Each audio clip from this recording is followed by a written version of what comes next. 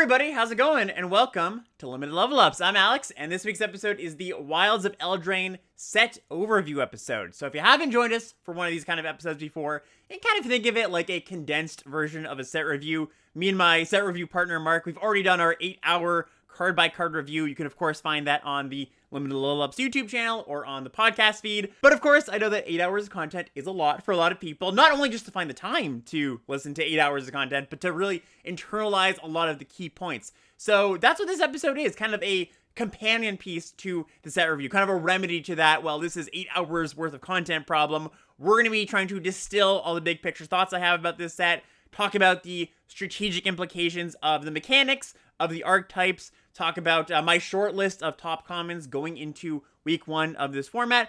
All, of course, the big picture goal is to get you prepared as much as possible for week 1 so you can win early on rather than, taking a few weeks to catch up to where everybody else is. The set is going to be available for drafting on September 5th, which, if you're listening to this podcast, the day it comes out is going to be tomorrow. And the cool thing about the timing of this episode is not only have I played in a few sealed events this weekend at pre-release, but I also participated in Thursday's Streamer Early Access event. So I've already got like 5 drafts under my belt, which means that even if you are somebody who listened to the full 8 hours of the set review, this episode is not just going to be a repeat of what you heard. I have some updated takes now that I have some experience with the cards, and you're going to get to hear that. And one thing I'm going to shout out here at the beginning of the episode, because it's something that I get a lot of questions about, my 17lands.com tier list for this set is going to be up with this episode, so you'll find that in the podcast episode description. You're going to find this in the YouTube video description. You can find it on my Twitter. You can also find it in the Limited Level Ups Discord in the Wilds of Eldraine channel. It's pinned there. So a lot of places you can find it.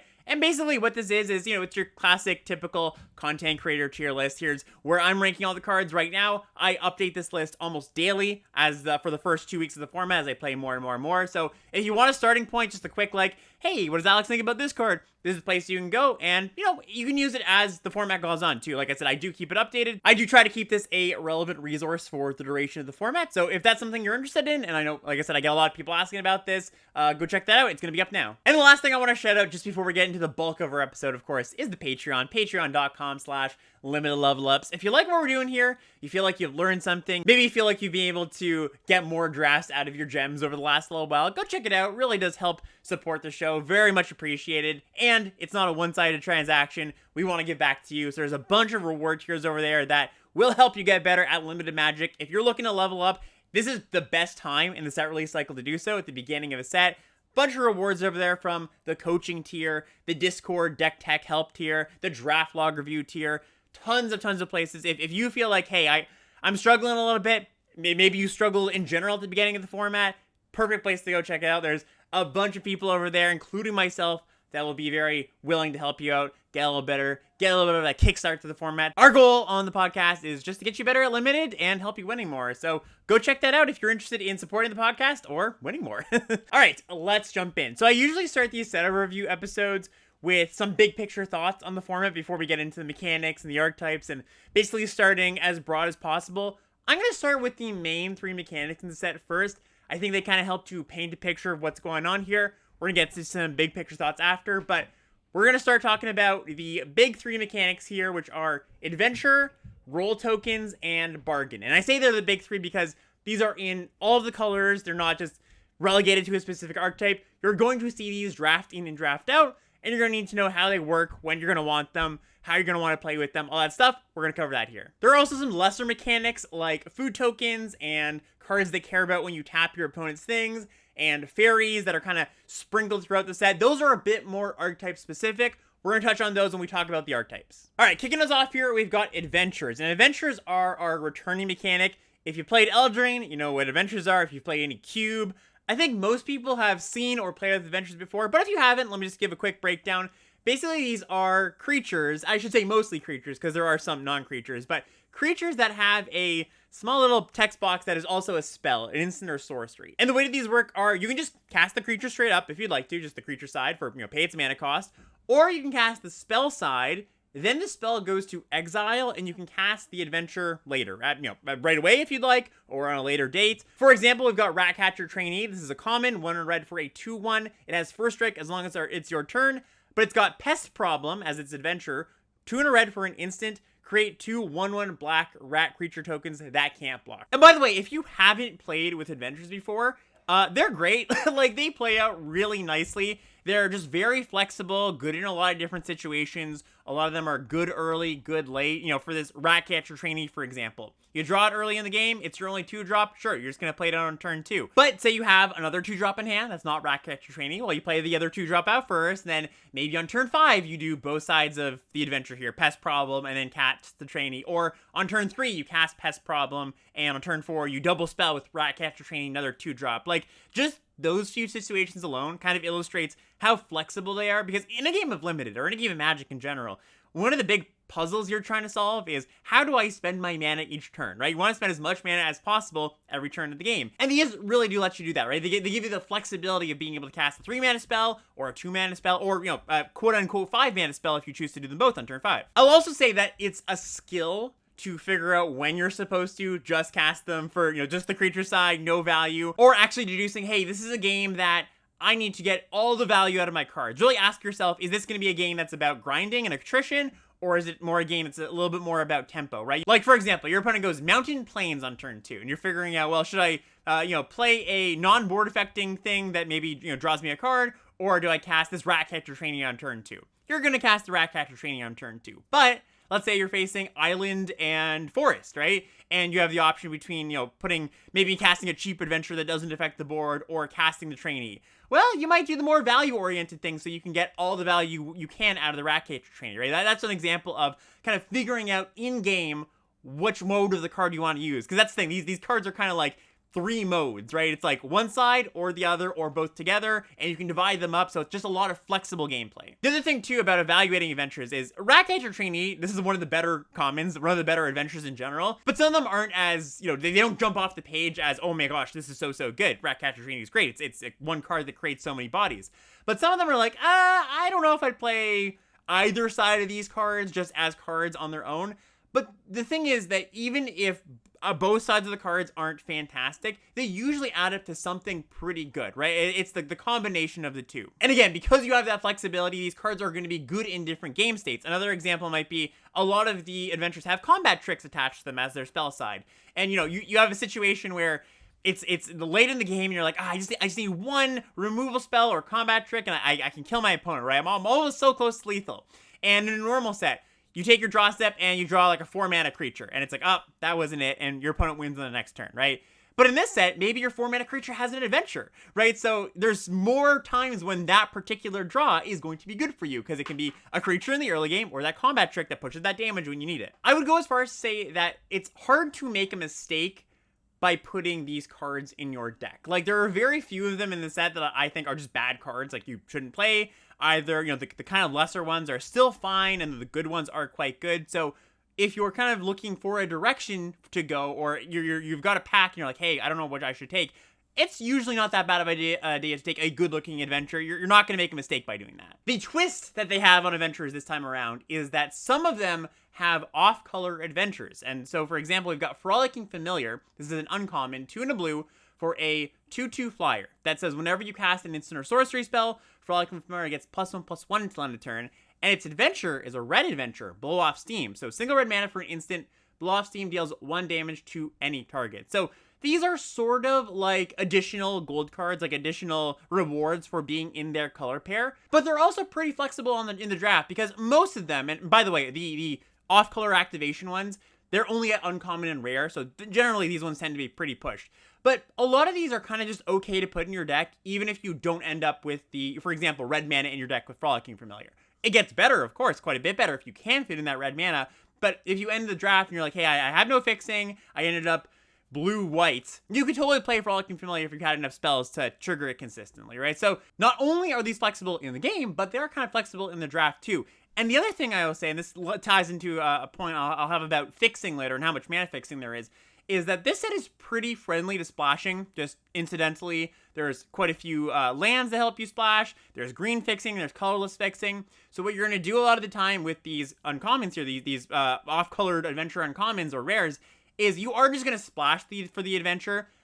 Put in a mountain and an Evolving Wilds. Sometimes you'll cast Blow Off Steam. That's totally fine. my pre-release deck was exactly this. I was blue-green, and I had, I think, 2 adventures that needed red mana and 1 red card, and I had maybe 6 pieces of fixing or something, and totally fine, very smooth, worked very nicely. You know, we're coming off of Lord of the Rings, where the fixing is pretty bad in that set, right? Not a lot of the fixing was that good. We're in a bit of a different world now, so it's definitely something you can do if the fixing comes your way. All right, moving on to our next main mechanic that you're going to see draft in, draft out is in every color, roll tokens. So roll tokens are aura tokens, and you'll create them from creatures that sometimes enter the battlefield and make a roll token, or spells that when you cast them, they'll say you also make a roll token. For example, here we've got Red Tooth Genealogist. This is 2 and a green for a 2/3 at common. When it enters the battlefield, you create a royal roll token, and you attach that to target creature you control. Cut In is another example here. This is a spell. It's a sorcery, 3 and a red. Cut In deals 4 damage to target creature. You create a young hero roll token attached to up to 1 target creature you control. And as you can see here, there are different rolls. So the genealogist grants the royal roll. The Cut In grants the young hero roll. There are 6 different rolls, 7 if you're playing Commander, but for us limited players, there are 6 different rolls that different cards are going to grant different types of rolls. We're going to go over those in a second. You can think of this mechanic as kind of fancy +1/+1 counters that play with a lot of the set's mechanics. They're kind of +1/+1 counters that glue a lot of things, hold them all together. Lots of small little synergies. For example, these are enchantments, so they're going to trigger things that care about when auras or enchantments enter the battlefield. Something like Tanglespan Lookout, which is an uncommon 2 and a green 2/3. Whenever an aura enters the battlefield under your control, you draw a card. Or Red Tooth Vanguard, 1 and a green for a 3/1 trample at uncommon. When an enchantment enters the battlefield under your control, you can pay 2 mana. And if you do, you return the Vanguard from your graveyard to your hand. So just anything that cares about enchantments, rolls are going to play a part there. Also, Bargain, which is the next mechanic we're going to talk about here, which asks you, it's a mechanic that asks you to sacrifice an artifact, enchantment, or a token in addition to casting a spell, and you get a bonus, kind of like a kicker cost in a way. That's another way you can use these roll tokens. And there's also the kind of black-white theme that cares about when enchantments go to the graveyard. So when your creatures that are enchanted with rolls go to the graveyard, it'll trigger your Warehouse Tabby, for example, which is a black, 1 mana black, 1/1, that whenever an enchantment goes to the graveyard from the battlefield, you make a 1/1 rat token. So just like I said, a lot of little things that you're going to want these rolls for. I also don't want to overlook the fact that they just, provide good effects. Most of these are, the template you have for most of these are, they'll give +1/+1 plus a small ability like Trample or Ward 1. So just, just inherently casting these cards that give rolls, make a creature bigger, like that's just good on top of the other synergies that you have. Or I should say, the synergies go on top of that just baseline, hey, making my creature bigger is pretty good. Some rules baggage I just want to go over quickly here is you can only have 1 roll that you control on a creature at a time. So you can't keep stacking rolls. That's how it plays out a little bit differently from how +1/+1 counters might work. And the other kind of weird rules thing is that there is 1 roll, the cursed roll, that you're going to want to put on your opponent's creature, that it makes the creature a 1/1, base power and toughness 1/1, and you can have a cursed roll of yours, and your opponent can also still have a roll of theirs on. The cursed roll doesn't get knocked off, where, for example, if you had a royal roll, and you wanted to put a wicked roll on that creature, the royal roll would go to the graveyard, which, by the way, is actually kind of nice, because, you might have a card that says, when an enchantment goes to the graveyard, do a thing like that Tabby, and you'll actually want to replace your roll token, which is something that I hadn't quite internalized until I actually played with the set, so just keep that in mind. It's not just a strict downside that when you replace a roll, you get rid of one. But it is important to know that you can't just stack them, and important to know that you can have one of your opponent's rolls and one of your rolls on the same creature. One thing that I noticed after playing with these is that if you have a lot of rolls in your deck, and this is kind of makes sense and is intuitive, but you really do want to have a pretty high creature count. Like the very first deck that I drafted in early access was a black-red deck. I think had about maybe like 6 or 7 cards that created rolls. And my creature count was around 14, right? Well, it wasn't super low, but it wasn't like, 18 or 17 or something. And I noticed that since you can't stack them, you do want to strive for a high creature count so that when you cast a card that makes a roll token, you're not losing out on any value. There were multiple situations I had where I cast my Cut In, for example, which is the deal 4 that makes a young hero roll token, and I had nowhere to put the roll, so I just kind of lost some value. Or even more poignant, the Red Tooth Genealogist, the 2/3 that comes in with a roll, it has to put it on something else, right? It can't put it on itself. So if you have another creature, it's great. It's very much above rate. You're paying 3 mana for 3/4 worth of stats. And if you don't have another creature, it's a 3 mana 2/3 that doesn't do anything. So if you have a lot of rolls, really prioritize having a heavy creature count, because even if you do have a creature on the battlefield, if you have 3 rolls in hand and you don't have any more creatures, well, those rolls are going to go to waste, right? You do have to replace them. You can't just stack them. All right, let's talk about the rolls themselves and which ones I liked and how they played. So we've got the Royal roll, which gives +1/+1 and Ward 1. The Monster roll gives +1/+1 Trample. Wicked roll gives +1/+1, and when the aura goes to the graveyard from the battlefield, each opponent loses a life. Young Hero has the kind of a twist on it. Whenever this creature attacks, if its toughness is 3 or less, put a +1/+1 counter on it. So it doesn't work on everything, right? But it has the potential to grow. The Sorcerer roll, which gives +1/+1, and whenever this creature attacks, scry 1. And the Cursed roll is the one that you want to put on your opponent's creature. Enchanted creature has base power and toughness 1/1. The one that I was most impressed with was the Wicked roll. The one that when it goes to the graveyard, your opponent loses a life. I think partially because these are inherently aggressive for the most part. Like when you make your creature big, give it trample, or especially with Young Hero, you want to attack with your creatures. Like this is more of an aggressive mechanic than not. And the additional 1 point that they really cannot avoid, they can't, like, I guess if they could bounce the aura, it would stop it. But if they kill the creature, if they bounce the creature, that aura is going to go to the graveyard. And that 1 point really does add up. Especially, and this is another thing that I really didn't grok until I really played, is you want to replace your Wicked roll tokens when you can, right? You want to send to the grave. Like, you won't waste your Wicked roll tokens like I was saying you might sometimes if you just go, okay, like, I've got maybe 2 creatures, a bunch of roll tokens in hand, or a bunch of roll cards, and they're all Wicked rolls. I don't mind just, granting a new Wicked roll to my creature because my opponent's going to lose a life in the process. Maybe I'll trigger my thing that, triggers when my enchantment goes to the graveyard. I just like this one the most out of all of them. The Monster roll was probably the one that I liked the second most, the +1/+1 Trample. I just felt like the green creatures in the set are quite large, and giving them Trample really felt like a major upgrade. The Royal roll, the Ward 1/1 was, fine. It's just okay.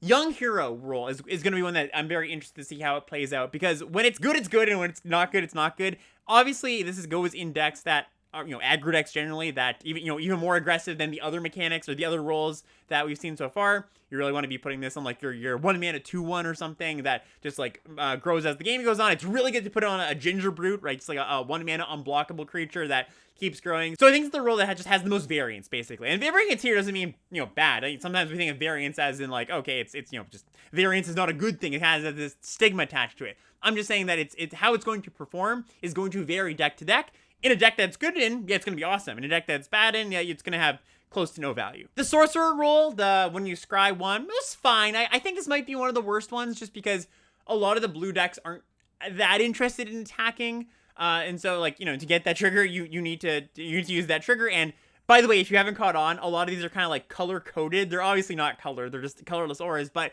you'll find Wicked aura on, this is the black one. You'll find the black cards give this. And the Sorcerer one is the blue cards grant it, right? The Monster one is like the green and red creatures. And because you'll find the Sorcerer roll on the blue creatures, it's just a little bit awkward. Like, you just don't want to turn your creature sideways all that often. It's still fine, but I think it's just one of the worst one. And then there is the Cursed roll, the ones that you put on your opponent's creature. And this one is okay. It definitely is not a removal spell. Anybody who's played with Frogified before knows very much that making something to a 1/1 is not a removal spell. Also, people that have played with Frogified before, which removes all the abilities, don't get tricked. The Cursed roll does not remove abilities. It just, it makes it a 1/1, which also means that if there's +1/+1 counters already on it, it kind of doesn't diminish the creature in any way. The way that the Cursed roll plays out is the first one tends to be pretty good. Like, you'll find a good target. You'll find a 4/4, and you're like, all right, that's not a 1/1. And it's like, all right, that's pretty good. But it definitely has diminishing returns, because, eventually you're going to be trying to downgrade their 2/3s into 1/1s, and that's just, spending cards and mana to have not that big of an effect on the game, right? You're neutralizing the creature, you're not getting rid of it, which means they can, sacrifice it, bounce it, all those kind of things. They can still use the material somehow. One thing I want to mention about the Cursed roll that is cool is you can kind of use it as a post-combat trick or removal spell, where, let's just say your opponent has a 4/4, right? You attack with your 1/1, and your opponent goes, all right, well, you got something. Let's just see what it is. They block your 1/1 with their 4/4, and you go, okay, cool. Post-combat, you go Cursed roll on your 4/4, it now becomes a 1/1 with a damage mark, and it's going to die. So, that's just the way you can get a little bit more value out of the Cursed roll. I also did plays like, just cast the Cursed roll on a 2/2, because I was planning to bargain away, sacrifice the roll next turn. That's something that you're going to encounter sometimes. So, just in general, these roll tokens, They are very modular. You can use them a lot of different ways. It is cool how they interact with a lot of cards in the set. So not as much as a resounding endorsement as adventure creatures that I'm like, yeah, just put it in your deck and you'll be fine. These ones, I think there are some good cards that grant rolls, some not so good cards that grant rolls. Some of these rolls are a little bit better than others. Some decks are going to use the rolls a little bit better than others. So a little bit more variation in how this mechanic's going to play out. And the last main mechanic you're going to see most of the time is Bargain. So Bargain is a kicker variant. It says that when you cast this card, you can sacrifice an artifact, enchantment, or a token as you cast it, and you get a bonus. So for example, we got High Fate Negotiator here, one of the better ones. 3 black for an uncommon. 3/5 flyer with Bargain. When it enters the battlefield, if it was bargained, each opponent loses 3 life, you gain 3 life. So kind of like a flying siege rhino. This is an A plus B mechanic. What I mean by that is you need your A and your B together to do the thing. You need your sacrifice fodder and you need your bargain card, and you want to have a decent balance of that. I think that the balance of that and figuring out if you're supposed to prioritize bargain cards or if you're supposed to prioritize fodder is going to be something that's interesting as the format goes on. My feeling so far has been that it's been pretty easy to get fodder into your deck. You know, we got rat tokens, treasure tokens, food tokens, like the roll tokens. The set is just littered with things to sacrifice. Little bit harder to get the quality bargain cards, because I think that the quality of how good they are definitely varies. We have another one here, Stone Splitter Bolt, which is X and a red for an instant at uncommon. It deals X damage to target creature or planeswalker, so it's, you know, kind of an inefficient removal spell. But if it was bargain, it deals twice X damage to that permanent instead. Which, you know, it's fine. It's not as good as the High Fate Negotiator. It's not one that I'm, like, going out of my way to be like, oh, I really want to bargain this. And so I think the way you want to think about bargain is kind of like Delve. If you've played Khans of Tarkir or with Delve cards before, which is, you know, Delve is just a mechanic that says you can exile cards from your graveyard to make your card cost less. And what would happen with Delve cards back in Khans, and actually in a few months, because Khans is coming to Arena soon, so it's going to be relevant, is that the first Delve card in your deck, you would just play it no matter what. Like, it was, the graveyard was this resource that if you weren't using it, then it was kind of just sitting there, right? So if you had a Delve card, even in a deck that wasn't trying to, like, self-mill or really enable Delve, you'd be pretty happy with it. You'd get your value worth. You have, like, a pretty cheap spell, because, you know, the graveyard's not going to be empty. It's not fighting. There's no competition for other Delve cards. But the more Delve cards you add, and I think it's the same thing with Bargain, the more the second one is a little more painful, or a little more not as good, or the thing you sacrifice isn't as good. And with Delve cards, it's like, well, I've got this 10-drop in my hand that I can't cast because I've exiled in my grave. But with Delve, like I mentioned a second ago, you could have decks where you were Delve heavy and you had quite a few Delve cards where you were really enabling it, you were self-milling yourself. And I think that's going to be the case for the bargain decks as well. Most decks are going to be fine with the first copy or two of the good bargain cards, like really the High Fate Negotiator that you pick up. You're just going to have tokens lying around. But I do think that there are going to be some heavier bargain decks, especially Black-White, which Black-White has the most bargain cards. It has the most bargain fodder. It cares about enchantments going to the graveyard because it kind of all ties in together. And I think in those decks, you might go a little bit deeper. For bargain fodder, what you really want is stuff that makes multiple bodies, especially board-affecting things. So 2 really great examples, and these are just very good cards, by the way. Tough Cookie and Hopeful Vigil. Both of them are variants of 2 mana, make a 2/2, and I also get another permanent. With the Tough Cookie, you get a food token. With Hopeful Vigil, it is an enchantment itself that when you sacrifice it, you scry 2, or I should say when it goes to the grave, you scry 2.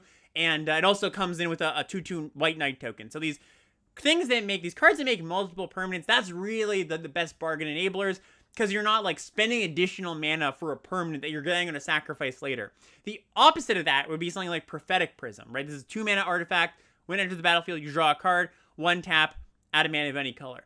And not that this is like the worst thing in the world if you have to put it in your deck, but it's not ideal.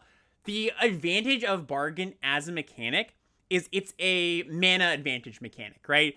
Whereas as adventures were a card advantage mechanic. They give you more value over the game, right? Bargain is, I'm sacrificing a resource to get a big boost in mana, to get an effect I wouldn't normally get for my 3 mana, right? For example, you know, High Fate Negotiator, that would generally cost like 7 mana.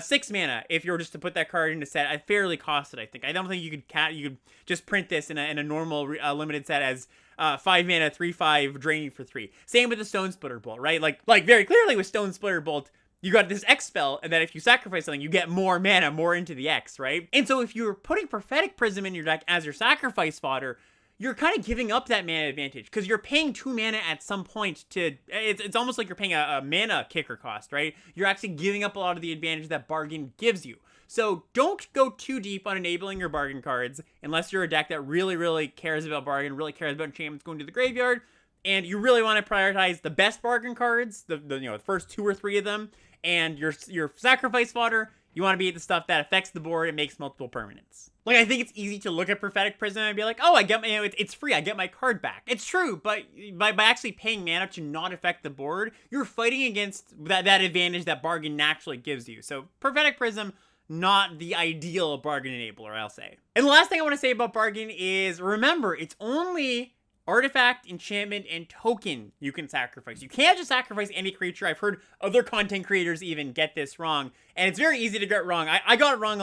I knew going into my first games, like, yeah, it's only token, enchantment, artifact. But then in game, I was, my brain kind of gave me a little bit of trouble for whatever reason. It didn't quite click just yet until I played, like, my first 5, 6, 7 games or so. So, number one, if you're somebody who maybe thought, oh, you can just sacrifice creatures, that you can't do that. But number two, even if you do know that, just cautioning that your brain might lead you astray for the first few games you play. All right, and that's going to bring us to some big picture ideas. So these are just some broad thoughts on the format, some observations I've made from both playing and doing the set review. We're going to start with color strength. So I think this set is relatively balanced in the sense that I don't feel like there's one color that's way worse than another one. And while I do feel there are stronger colors and weaker colors, I don't think it's to the point where you're not supposed to draft a color. Especially as we get into the format, I think week 1, you're going to want to lean into the better colors, because that's generally a good strategy, right? Lean into the better colors, prioritize, for example, I think red is one of the better colors, prioritize red cards over what I think is one of the weaker colors, blue cards, because you're in the know and you know the red cards are better than the blue cards. Not everybody at your draft table is going to have listened to content or just be an invested drafter in general. As formats progress, you can kind of branch out from this. Like, we saw this in Lord of the Rings, where things did kind of self-correct. Green, week 1, I was like, I never want to touch a green card. And then week 3, 4, I was like, okay, I'll draft green if I open a good rare or it's absurdly open. So I think this is a format that's definitely going to lend itself to that, where the weaker colors are going to have some time to shine as the format goes on. And early on, I would recommend sticking to the Jund colors. I think that red, black, and green are in a tier above white and blue. Mostly because red, black, and green just have a lot of really good commons. Like, for all these colors, you have to get to common number, like, 7 or 8 before you get to a card that's kind of situational, or a card that isn't just generically good, especially red and black. Like, I think black and red, black number 1, red number 2 probably, are the best colors, with green a little bit behind, which is nice that green is one of the better colors. It's been a while, I feel, since green has been awesome and limited. And then there's white and blue. I don't feel bad about putting white and blue cards in my deck. I just think there are fewer good ones. So they have to be a little bit more open as colors when you're drafting them to be comfortable drafting them. I also think that since black, green, and red have a lot of generically good cards, they pair a little bit better with all the colors, where I think white and blue have some color pairs that are pretty good and some color pairs that maybe don't really want to go into. Like, for example, and I'm going to get into this as we talk about the archetypes, like, I think that for white and blue to play well together, because they're kind of colors that are a little bit at odds with each other, you have to be specifically doing the white-blue thing, which is caring about tapping down your opponent's creatures. So you need to pick up specific cards, not just, if you have a green-black deck, sure, it's got like a food theme, but good green and black cards are going to be good too. So this is just my week 1 take. This is going to be in flux for sure. I would recommend drafting Jund if you can, red, black, and green early on week 1. You've got that edge if you know the good colors. And we'll figure out white and blue as it goes. And again, I don't think these are bad colors, just a little bit worse. Next big picture point is there is good fixing in this set. So I mentioned this a few minutes ago, but we've got a lot of good tools if you want to fix your mana. Not like Lord of the Rings, we're not in the land of Shire Terrace anymore. At Rare, we have 5 dual lands, 5 enemy color dual lands that are creature lands as well. You can pay mana to turn them into creatures. And these are all really strong creature lands, some of the best they've ever printed. I'm not saying you're going to get to see these every draft, but people do pass these lands pretty consistently, especially in pack 1 or later in the packs when they open a blue-green land. They of course can't take it, but you might get that if you want a blue-green tap land. There's also some lands that common and uncommon. Evolving Wilds is back, which is of course good. Crystal Grotto, which is a land we saw in Dominaria United, which is comes into the battlefield at Scry's 1, taps out a colorless, and you can pay 1 and tap to add a mana of any color, so it filters your mana, which is going to be good for if you're splashing, opportunistically splashing adventures like I was mentioning before. And then there's Edgewell Inn, and this one's a really good one. So it enters the battlefield tapped, and when it enters the battlefield, you call a color. The land taps for a mana of that color, but you can also pay 3 and tap it and sack the end to return target card that has an adventure from your graveyard to your hand. So it's like an Evolving Wilds variant, right? You get to choose a color, and you don't even need to put the basic of that color in your deck, which is an upside. And then it buys you back a card in the late game, like a good card. Really one of the better uncommons. I would take this one pretty highly. Not even just for, like, if you're a 2-color deck, you're going to be very happy with this card. So prioritize Edgewell Inn. It's one of the better early picks. Past lands, we've got Prophetic Prism and Scarecrow Guide, which is kind of a variant of another card we saw in Dominaria United, the Mana Worker, Salvage Mana Worker. Scarecrow Guide is a 2-mana, 2/1 artifact creature with reach that has the ability 1, add a mana of any color, activate only once per turn. So kind of filters your mana once again. And just like in Dominaria United, where you're opportunistically splashing the off-color kicker costs, I think that's what you're going to be doing with adventures a lot in this set. There's also green fixing too. There's Return to the Wilds, one of the cards I've been really impressed with actually. This is 2 and a green for a sorcery. You choose 2, and there's 3 modes here. First mode is you look through your deck for a basic land, put it on the battlefield tapped, and shuffle. Second mode is make a 1/1. Third mode is make a food token. So what you're going to do with this card most of the time is cast it on turn 3, make a 1/1, get your land. That 1/1 attacks, blocks, chumps, gets equipped, puts a roll on it, like just does a lot of things, gets sacked to bargain. The card's a 2-for-1, right? This card is 2 pieces of cardboard on your ramp spell, which is really nice. And then in the late game, you make a 1/1, make a food token. That's not bad either. Been really happy to have this card in my deck. Root Rider Fawn, this is 1 and a green for a 1/3. It taps for a green, but it also has that the Prophetic Prism ability to pay 1, tap, add a mana of any color. And this is kind of what I mean by opportunistic fixing. Like, Return to the Wilds is a card I'm just going to play in most of my green decks. Root Rider Fawn is a card I'm just going to play in most of my green decks. If in pack 3, you happen to pick up, maybe either a good mono single pipped rare or an adventure with an off-color adventurer, like, you're just going to take that card, right? And because you drafted these cards early, and you're going to put, the Root Rider Fawn in your deck just as a 2-mana 1/3 ramp creature, that happens to help you later in the draft if you pick up those cards. I've just found in most of my drafts in my sealed pools that if I have wanted to splash, it's not that difficult. One more that I've been impressed with, Brave the Wilds, single green mana sorcery. You search your library for a basic land card, reveal it, put it into your hand, and shuffle. But you can bargain this card as well, and if it was bargained, target land you control becomes a 3/3 elemental creature with haste. It's still a land, and that's just for good. It's not until end of turn, so you get to, in the late game, upgrade your rat token into a 3/3. Or your food token. And this card is, for people who aren't used to playing these cards, you replace a basic land with this. Like, you can replace generally the first 2 in your deck. Make sure you're not replacing forests, because you need forests to cast this card. But if you're a green-blue deck, replace your first 2 islands with Brave the Wild. You're going to be pretty happy. They kind of function like an Evolving Wilds at that point. And an Evolving Wilds, like, this card, Brave the Wilds, being a late-game 3/3 haste, that's a big upgrade on a land slot, right? Just think of it that way. So yeah, splashers, rejoice. If you want to get really funky, I think you can draft 4 or 5 colors if you really prioritize the fixing. And even if you're not in the market for splashing around, you're gonna find a use for these cards, I think. All right, next big picture point is X1 hate, or things that kill 1 toughness creatures, are pretty strong in this set. So there's quite a few things actually that qualify for X1 hate. There happen to be a lot of 1 toughness creatures in this set in general. A lot of the 1, 2, 3 mana cards just go through the card file. You're like, yep, that has 1 toughness, that has 1 toughness, that has 1 toughness. And there's cards like Frolicking Familiar, which is the adventure I mentioned earlier, the blue flyer that has the red adventure that deals 1 damage. Flick of a Coin, 2 and a red for an instant. It deals 1 damage to any target. You create a treasure token and you draw a card. I really like this card. I actually think this is just a solid red card. You can play your first copy, maybe even 2 in some decks. Like, we've seen variants of this card before, and it's been fine. But this one, making a treasure token, which either fixes your mana or ramps you to 5, or Trigger Celebration, which is a mechanic we're going to get to in a few minutes when we talk about the red-white aggro archetype, which is, if you don't know, is a mechanic that cares about the second non-land permanent entering the battlefield. Like, usually it is on creatures that get bigger when the second non-land permanent you control enters the battlefield this turn. So what you can do, for example, you might have a 2-mana creature that gets +1/+1 when you trigger Celebration. And you attack, you've played something pre-combat, maybe your 1-mana creature, you attack, and your opponent has a 2/2. They're like, okay, block. And you go, nope, Flick of a Coin, ping your 1 toughness creature off, my 3/3 now eats your 2/2, right? You can do stuff like that. That's not going to be the most common use case, but just the 3 mana, kill a thing, early thing, and make treasure draw a card, that's a really good rate. Like, if you could ever nab a 2-drop with this thing, you're going to be pretty happy.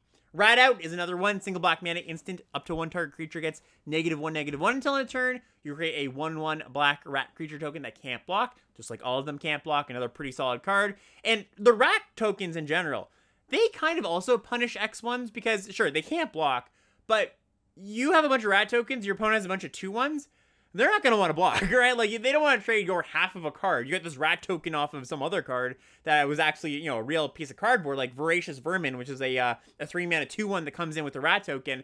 Your opponent played an actual 2 mana 2/1. Well, yeah, they're not going to want to trade there. So rats are another thing that kind of punches X1. So what I would say is, you're not going to be able to avoid them. I don't think it's, you just can't, there's too many of them to be like, well, I'm never going to play an X1, right? But I would be careful about how many you play. You don't want to load your deck full of them. And I would say that I'm pretty happy playing 2 or 3 copies of, or maybe not 2 or 3 copies of the same card, but like a Flick of a Coin and a Rat Out in my red black deck. I think you're going to find good targets for those. And then the last big picture point we have is we've got a bonus sheet this time around. We got an enchantment bonus sheet. So we saw this in Strixhaven with spells. We saw this in Brothers War with artifacts. Here in Eldraine, we've got enchantments. And I think actually that this bonus sheet has the fewest playable limited cards in it compared to the other bonus sheets. Mostly because a lot of the rares are pointed towards constructed or commander. You know, you got stuff like Omniscience, which is a 10 mana enchantment. You've got like the Cycle of Ley Lines. You got like weird, expensive commander things. And so most of the rares and mythics are not actually cards you want to play in limited. There's a few bangers. There's Bitter Blossom is in there at Mythic, but really you're hoping to open an uncommon one because these are the ones that are more pointed at limited. So I would frame the enchantment bonus sheet if you're just looking over them. Ask yourself what category they fall into. 1 of 3 categories. 1, just unplayable, either an effect that we don't want to play unlimited or way too expensive, like Omniscience. 2, generically good, like you're just happy to play this card. Something like Grasp of Fate, which is 1 white for essentially like an Oblivion Ring Banishing Light variant. It exiles a creature until this leaves. And then you got like the build arounds. Something like Griffin Airy, which is 1 and a white for an enchantment. At the beginning of your end step, if you gain 3 or more life this turn, create a 2/2 white Griffin creature token. So of course you're not just going to play this in any white deck, but maybe you splash in your black-green food deck. I did that during early access. It was a pretty decent thing to do.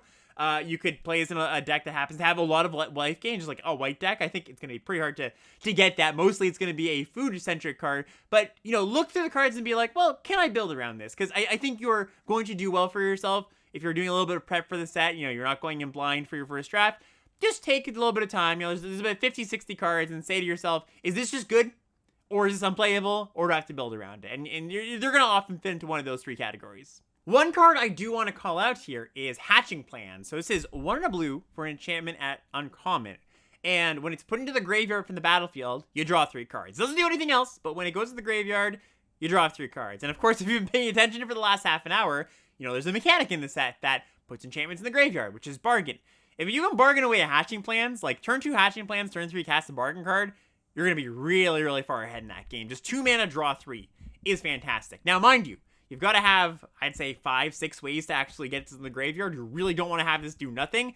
But if you're a bargain-heavy deck, yeah, this card's just awesome. Really a fantastic card and a high pick. I would say you should take this early and try to build around it. All right, now we're moving into some archetypes. So on these set overview episodes, I don't really go in depth on the archetypes. I kind of just mention them, and if I have any thoughts on them that might be a little bit unintuitive, I will mention that. Next week is when we're coming back and really deep dive on the better archetypes, point out some of the worst archetypes, but I will give a rough power ranking of these archetypes. We're going to start with some of the better ones, and just like I was saying early on, I think that Jund, green, black, red is kind of the place to be.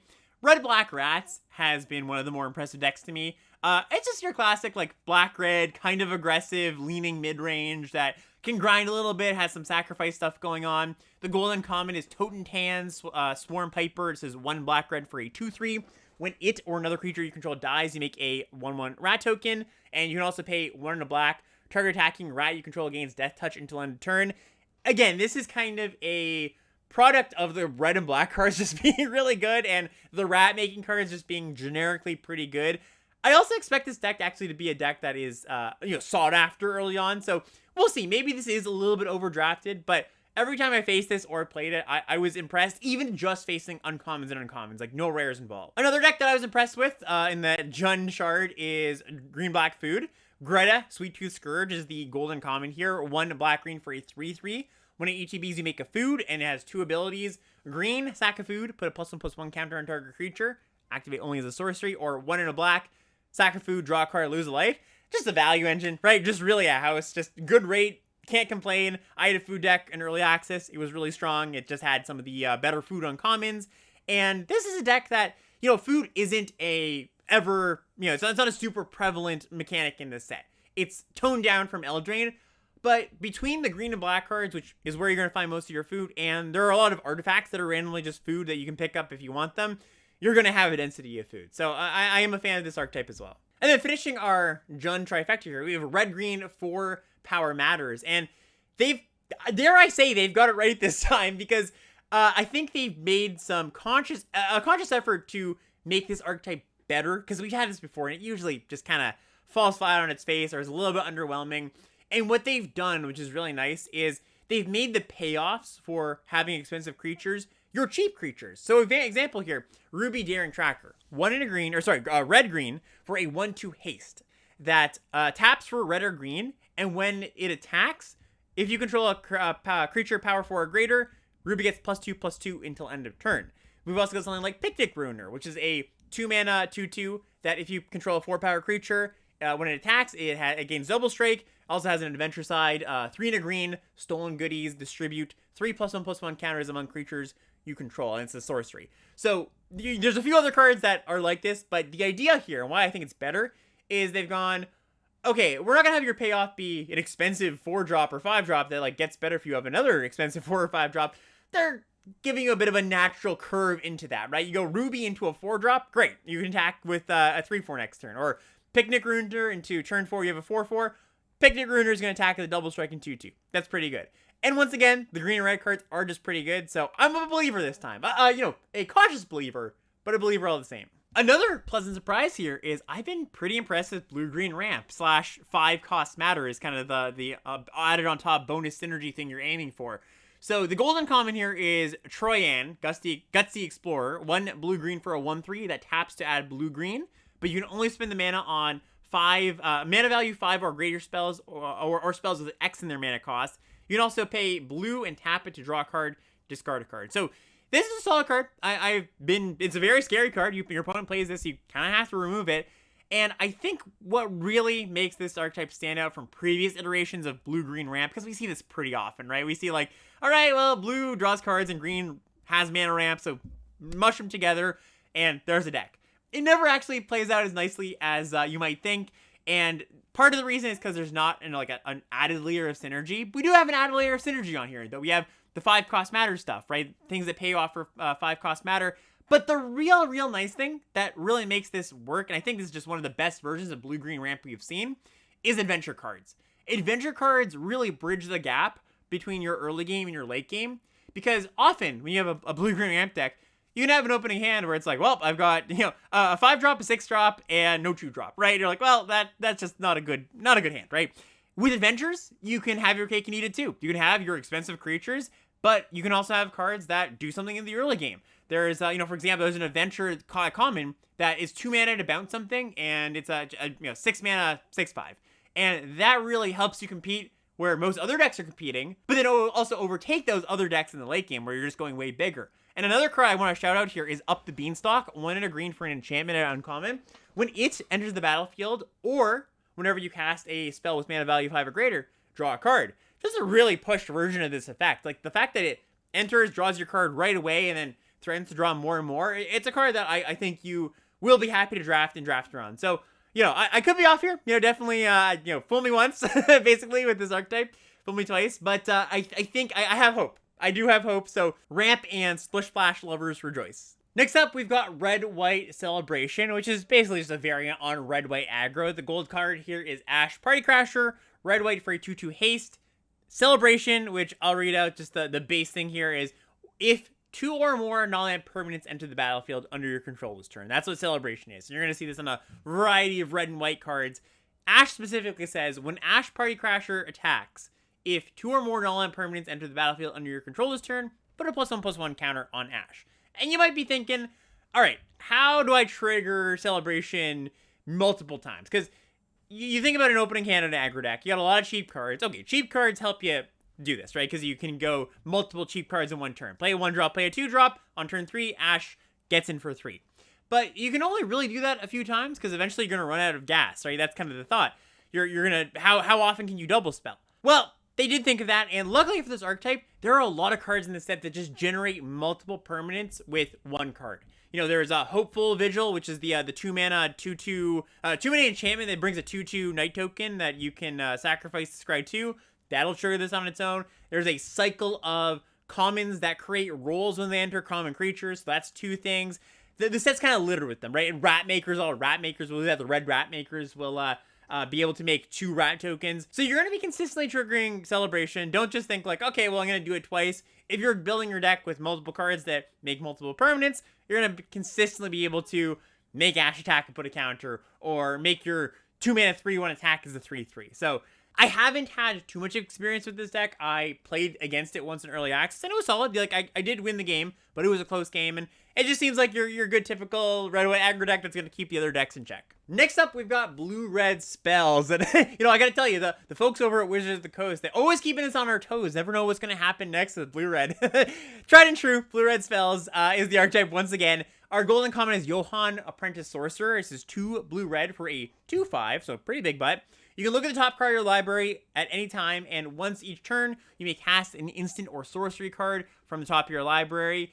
And you can cast Adventures with this card. You can't cast the creature side. You have to cast the spell side first. But that does work. I think this deck, just like blue-green, really benefits from the fact that there are adventures in this set. Because one of the problems you try to solve in your blue-red limited decks is you need to have a high spell count so your spell cards can work. You know, so Gohan's not, you know, working off of 4 spells in your deck that you're trying to dig to. And you're actually casting multiple spells over the course of a few turns with Johann. But you also need cards that affect the board. And of course, you can't just have infinite removal. That's not going to come to you. So adventures really help bridge that gap, because you get creatures that affect the board that have spells attached to them. There's a common payoff. Frantic Firebolt, 2 and a red for an instant. It deals X damage to target creature, where X is 2 plus the number of cards in your graveyard that are instant sorceries or have an adventure. This is a nice payoff for this deck that I don't think too many other people are going to want, because 3 mana deal 2 is not a good rate. 3 mana deal 3 that you kind of have to work for is also like, the blue-red spells deck is really what this card is, you know, where this card is pointing. So, you know, this is kind of your rewarded common. It might be a little overdrafted early on, because people are like, oh, it's removal, you know, but I think as the format progresses, people are going to catch on that, yeah, this card's mostly only good in blue-red. Next up, we've got black-white attrition. So this is a deck that cares about enchantments, and specifically enchantments going to your graveyard. It's a grindy deck. Our golden common is Neva, stalked by nightmares. 2 white-black for a 2/2 menace that when it enters the battlefield, return a creature or enchantment card from your graveyard to your hand, so sort of a gravedigger. And whenever an enchantment you control is put into a graveyard from the battlefield, put a +1/+1 counter on Neva, then scry 1. So, you know, you're going to be able to cycle a bunch of rolls, like you've got a creature with a roll on it, you put a new roll on it, that roll goes to the grave, Neva grows, you get to scry. Black-white's kind of just, you know, staying back, really wants to grind out the game. Black-white has also got the highest density of bargain cards, so you kind of get the picture. I played against this deck more than I've played it, and it's been pretty strong. Just, they did kind of what you would expect this deck to do, kind of just stall up the board, grinded a bunch of value, use bargain to, you know, you sacrifice your things and get your engines rolling. So this is another deck that I think is one of the better decks in the format. Now we're moving on to some of the lighter themes. Blue-black fairies / control. Obira, Dreaming Duelist is the golden common. Blue-black for a 2/2 flying fairy. Whenever another fairy enters the battlefield under your control, each opponent loses 1 life. This is not a theme that's super prevalent throughout the set. There's a handful of fairies, you know, some pretty good payoffs that are uncommon. But this isn't going to be like a draft in, draft out. Blue-black is open. I'm just going to get all the fairy cards, right? Just fairies are not one of the main things that are happening in this set. Not to say this is a bad archetype. I just don't go in drafting Obira and being like, yeah, I'm going to get a sick, like, 12 or 13 fairy deck. I don't think that's going to happen all that often. Then we've got blue-white, which is blue-white tap tempo. It's cares about your tapping down your opponent's creatures.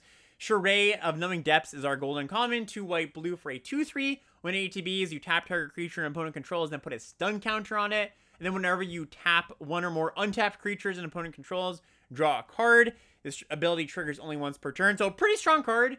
Worth noting that on this card and a lot of the other tap cards, they only care about tapping an untapped creature your opponent controls, which leads to some awkward-ish play patterns, because often if you play Shirai, you're going to tap down their 5/5, right? And then next turn, maybe you have another tap effect, and you're going to want to keep that 5/5 tap down the biggest thing. Well, if you do that, you don't get the draw trigger, right? So there's a little bit of tension there. This deck is kind of like Fairies, I think, where it's going to be a deck that comes together not as frequently as some of the other decks, just because there's fewer cards that care about tapping. Like, both this and Fairies, I think, are going to be decks that they need to be open for you to draft a good version of them. Luckily, they gave you some pretty good payoffs, like Obira and Shrey are both strong cards, which is something they tend to do when there's an archetype that they know is a little bit less supported than the others. They really juice up the golden commons. So, once again, don't think this deck is bad. I just think it's not going to come together that often. And the last deck we have is White-Green Enchantment. So the golden common is Sir Amut the Redeemed. This is 3 green-white for a 4/4. When it ETBs, you make a monster roll and attach to a creature you control. That's the one that gives +1/+1 and trample. And enchanted creatures get +1/+1. Pretty simple. Like, you put your rolls on your creatures. You're going to care about enchantments to some degree. It's pretty straightforward, pretty self-explanatory. I don't have too much to say about this one, to be honest. I think this is also one that's a little bit of a lighter theme, because even though there's a lot of enchantments running around, there's not that many payoffs for being like, oh, when an enchantment enters. Like, there's just a handful in white and green. All right, home stretch here. We're going to go through all the colors and talk about just some standout commons, not necessarily ranked in order. I'll point out when I think there's a card that does, stands above the rest of the cards in its colors. But generally, I just want to point out some cards that you should be on the lookout for your early drafts of the format. So, starting with white here, I do feel pretty confident that Hopeful Vigil, 1 and a white enchantment, enters the battlefield, make a 2/2 knight. Then whenever the Vigil is put into the graveyard, you scry 2 and you can pay 3 to sack the Vigil, is white's best common. It just does everything that a lot of the mechanics want. It's good with bargains, good with the enchantment stuff. It's good for celebration. This is going to do a lot of things in a lot of decks. And it's a pretty good rate too. Cooped Up, which is a pacifism variant, just 2 mana, enchanted creature can't attack or block. You can also pay 3 mana, 2 and a white to exile the enchanted creature. And cool little thing with Cooped Up is if you have a bargain card, what you can do is you put the exile enchanted creature ability on the stack, then you can sacrifice Cooped Up at instant speed, and you get to have your cake and eat it too. You do have to put on full control for this on Arena, but if you do, you get a nice little bit of value. Archon's Glory, single white mana for an instant +2/+2 combat trick, but if it was bargained, that creature gains flying and lifelink until end of turn. Just really nice little combat trick. Stockpiling Celebrant, this is one that's kind of interesting. 3 mana, 2 and a white for a 3/2. When it ETBs, you can return another non-land permanent you control to its owner's hand. If you do, you scry 2. So, works really well with that Hopeful Vigil, but just in general, there's a lot of stuff to pick up that has enter the battlefield effect. Make a rat, make a food, make a something. Not a card you want to load up on, because this effect does have diminishing returns. You can't just be picking up your stuff all day. But in this set, like if this card was in a different set, I wouldn't be as high on it. But there are a lot of cards like Hopeful Vigil, like things that create rolls, that will do something that affects the board when it comes in. And then this Celebrant can pick it up and redo it, because, it's not like you're picking up a 4 mana creature with the enter the battlefield effect that, like, makes a 1/1. That's not really worth picking up your creature and spending the full 4 mana. But picking up Hopeful Vigil, that's just great. You're not doing anything with that enchantment anyway. You already got your 2/2 out of the deal. So, a card to keep your eye on. Slumbering Keepguard, single white mana for a 1/1. When an enchantment enters the battlefield under your control, you scry 1, and you can pay 2 and a white, and the Keepguard gets +1/+1 until end of turn for each enchantment you control. Been really impressed with this little guy. It just scries a bunch, gives you a lot of card selection, is a pretty meaningful threat, pecks in for a few points in the early game. And similarly, Rhyme for Reindeer. So this is 3 and a white for a 3/4. Whenever an enchantment enters the battlefield under your control, you tap target creature and opponent controls. The analog to draw with this card is those kind of cards, like usually 4 mana, that say, when I attack, I tap something down. This card is, I think, quite a bit better than those kind of cards. Except maybe Bola Slinger, because that had a good, you could hastily do it. But this one doesn't have to attack to do the thing, so you don't have to risk it in combat. But also, you often get 2 triggers on this in a single turn, which is something that those other cards couldn't do. So a card that I was kind of unsure about how well it would play, it's a scary card. When your opponent plays this, you're like, uh-oh. Do I have to leave back 4 things? Like, how cautious do I have to be here? So something that you really want to keep in mind if your opponent has this. You might just die out of nowhere. Moving on to blue now. Blue doesn't really have a huge standout common where I'm like, yeah, that card's awesome. It's got Quick Study, which is an instant speed divination and a 3-mana draw 2. They finally outmodded divination. And I've liked this card. It's been solid. I'm putting in the cards to watch out for here, the common adventures. I've been impressed with pretty much all these ones. So the first one is Balluna's Gatekeeper. 6 mana, 6/5, 5 and a blue. For a vanilla creature, just big creature. And the has an adventure. Entry denied, 1 and a blue sorcery. Return target creature you don't control with mana value 3 or less to its owner's hand. Vantress Transmuter is another one here. 3/4 vanilla for 4 mana, but it has Croaking Curse. You sorcery, 1 and a blue, create a cursed roll, attach it to target creature. And Obira's Attendant is another one I've been pretty impressed with. 5 mana, 4 and a blue for a 3/4 flyer.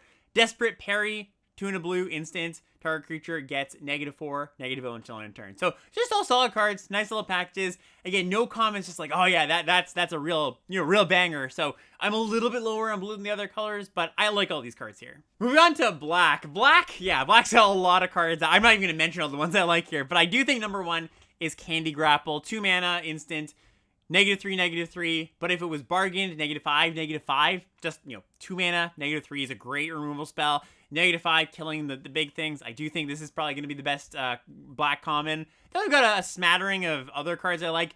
Minstrosity, 1 and a black, 3/1, then when it dies, you make a food. Hopeless Nightmare, single black mana enchantment. When it ETBs, your opponent discards a card, loses 2 life, and it's kind of like the mirror image or the evil version of Hopeful Vigil, right? Because it has the ability, when it goes to the graveyard, scry 2 and 3 mana sack it to, scry 2. So it's kind of the same thing where it's like, okay, it's bargain fodder that actually, means something. That 2 life, when I faced this card a bunch, and yeah, that 2 life really does hurt, plus the discard. A card that you're going to want, I think you're fine just playing a copy of it in a deck with maybe 1 or 2 bargain cards, but if you are bargain heavy, this is one of the better ones to sacrifice. Voracious Vermin, 3 mana, 2/1. ETBs makes a rat, and whenever another creature you control dies, you put a +1/+1 counter on Voracious Vermin.